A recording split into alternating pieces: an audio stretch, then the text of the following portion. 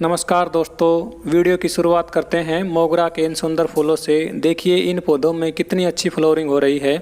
अब गर्मियों का मौसम, मोगरा के पौधों का फ्लावरिंग सीजन होता है और बरसात के मौसम में तो इसके फूलों का साइज़ बढ़ जाता है। मई जून की तेज़ धूप और गर्मी में फूलों का साइज़ भी कम हो जाता है और ये कम दिनों तक खिले रहते हैं, मगर अब बरसात के मौसम में इसके फूलों का साइज़ भी बढ़ा है और ये कई दिनों तक खिले रहते हैं।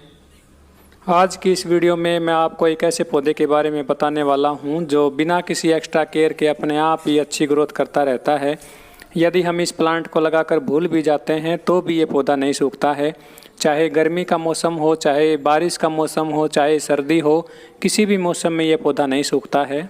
आज मैं आपको अगेव प्लांट के बारे में जानकारी देने वाला हूँ। ये देखिए दोस्तों, ये है अगेव का पौधा और इसकी कई वैरायटीज़ होती हैं।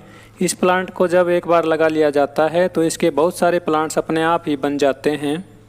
जिस प्रकार एलोवेरा और स्नेक प्लांट्स के पौधों का प्रोपेगेशन होता है, उसी प्रकार इस पौधे का प्रोपेगेशन होता है और इसके मेन स्टेम के साइड से नए नए पप्स निकलते रहते हैं और इस प्रकार ये एक से कई पौधे बन जाते हैं। यदि इसको बड़े साइज़ के गमले में लगा लिया जाए तो इसके पत्तों का साइज़ 1.5 से 2 फीट तक भी हो जाता है और ये एक बड़ा प्लांट बन जाता है।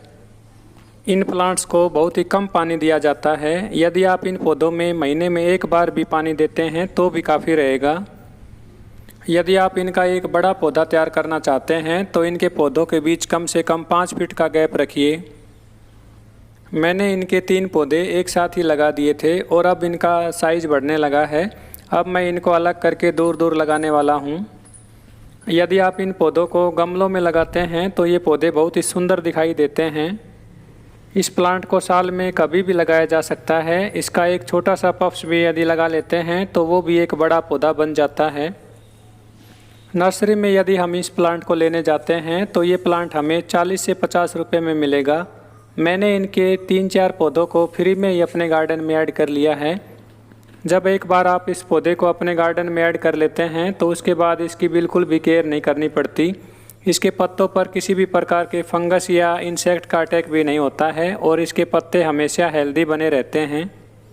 इस प्लांट को किसी भी प्रकार की मिट्टी में ग्रो किया जा सकता है और इसे खाद देने की आवश्यकता भी नहीं पड़ती है।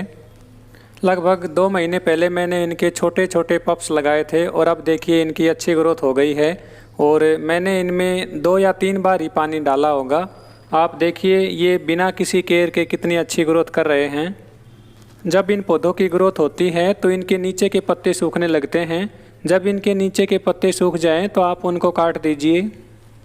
जैसे ये प्लांट मैच्योर होता है और अच्छी ग्रोथ करता है तो इसकी मेन स्टेम के साइड से छोटे छोटे पप्स निकलना शुरू हो जाते हैं। इसलिए आप इसकी मेन स्टेम के पास से मिट्टी ना हटाएं। जितना आप इन पौधों के बीच में गैप रखोगे उतनी ही इन पौधों की अच्छी शेप बनेगी।